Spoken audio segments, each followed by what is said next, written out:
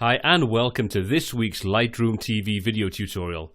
In this video I'm going to show you how to recreate this retro movie style effect. We're going to go through step by step how to create it. I've also got a free preset you can download and the link is in the description below alongside a link to all of the other free presets that we offer.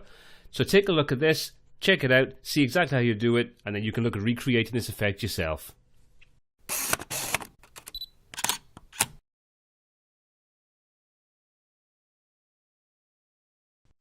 So here's the image we started off with, and as you can see it's quite different to the end result that we're aiming for. So what I'm going to do in this video is, like I always do, I'm going to go through the develop module one step at a time, and I'm going to show you the settings that I've used. Like I say, there's also a free preset, and what I would say is all our presets are starting points, so every image is going to have its own characteristics. So going through the video to see how all the different things are done and what I do to tweak to get the effect that I want, it's going to give you a good insight into how you can tweak it for the image that you're applying it to. So without any further ado, let's take a look at what we've got to work with. So let's just jump over to the basics panel on the right hand side. Let's expand that out and let's go through all the things I want to do. Now at the moment I want to change the actual color balance of this image. I'm going to take it over to the yellow side. I want to make it even more vibrant. So we're going to boost this up by about plus 10, 12, somewhere around that sort of point. As you can see, that really sort of boosts the yellows in the image, and we're going to do the opposite now with the tint. We're going to drop that down into the yellows. So I'm going to drop this down to about minus 40, 45, somewhere around there. Yep, that's looking good. As you can see, it looks a little bit on the rubbish side right now, but stick with me. So the exposure and the contrast all look fine on this, and I'm going to leave the highlights, shadows, and whites. The only thing I'm going to do is I'm going to drop the blacks down. I'm going to push those right the way down to about minus 68, minus 70, somewhere around there. Yep, that's looking good. Now we're going to come down to the presence section. We're going to drop the clarity down. I don't want to have a nice sharp image. I want to make this slightly softer. So we're going to take this down to about minus 30, just to give it a sort of nice hazy effect or sort of softness to it. The vibrance, again, I want to take that right the way down. So we're going to drop that down to about minus 85, minus 80, 85, somewhere around there. So we're getting almost a black and white image. And now what we're going to do is we're going to bump the saturation up ever so slightly. So we take that up by about plus 40. Now what you're seeing is that if we do that, the saturation is boosting the yellow colors, the sort of warmer tones in the image, whereas the vibrance is dropping down and making the other areas cooler. So we're just desaturating the cooler tones, boosting the warmer tones. So about 80. Saturation, let's take that a little bit more. Let's take that to about 40. Yeah, that's looking good. So we're halfway there. Let's take it out of the tone curve now, and what we're going to do is we're going to crush the blacks. At the moment we've got quite a lot of contrast in here, so you can see the black areas in the shadows, the cars on the left and right hand side. They're quite heavily blackened out. So what we're going to do is we're going to come in and we're going to grab the bottom left hand corner, which is our shadow area, the darkest points in our image. And if you don't see this, make sure you're in the linear curve mode.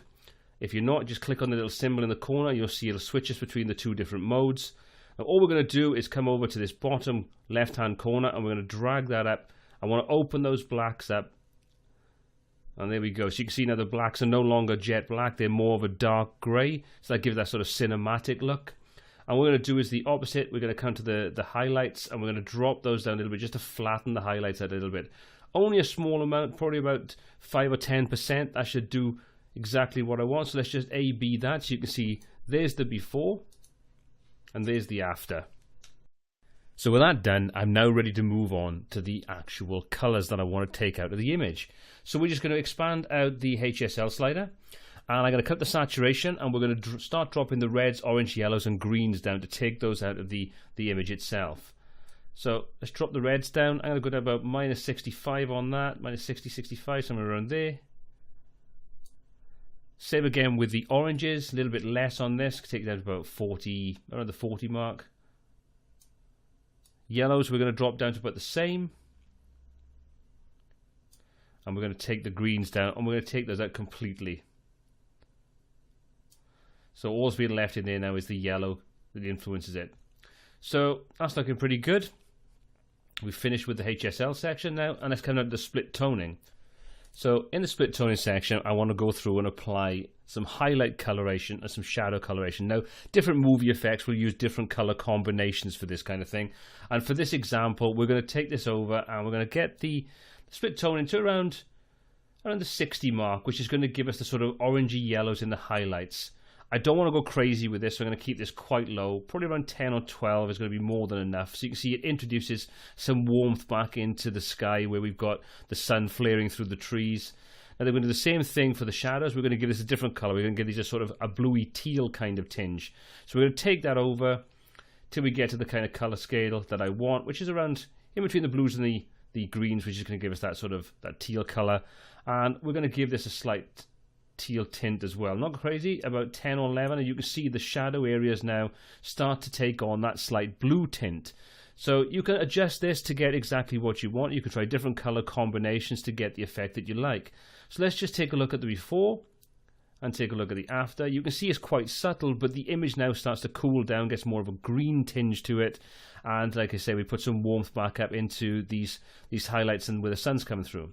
So we're pretty much done with the effect. Now obviously there's other things you can do to this, and depending upon the image, I'd normally come down to the effects panel and I'd probably apply a vignette. But what I'm also going to do, and I think it works well with this, is I'm going to use the dehaze control just to give it a little bit of a boost.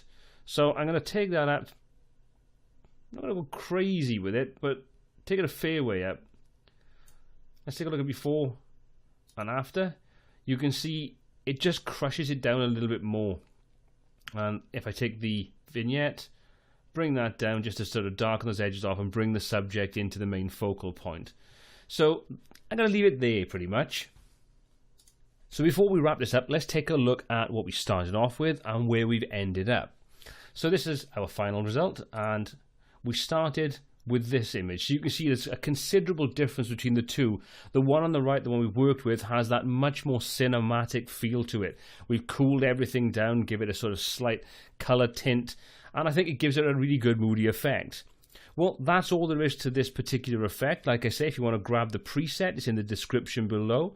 But hopefully what you've found in this video is how to do this for yourself and what we're doing and why we're doing it. Well, if you've got any comments, questions, or feedback on this video or anything else we cover on the channel, please pop those in the comment section below. Don't forget to give the video a thumbs up if you enjoyed it and hit that subscribe button. And until next time, take care.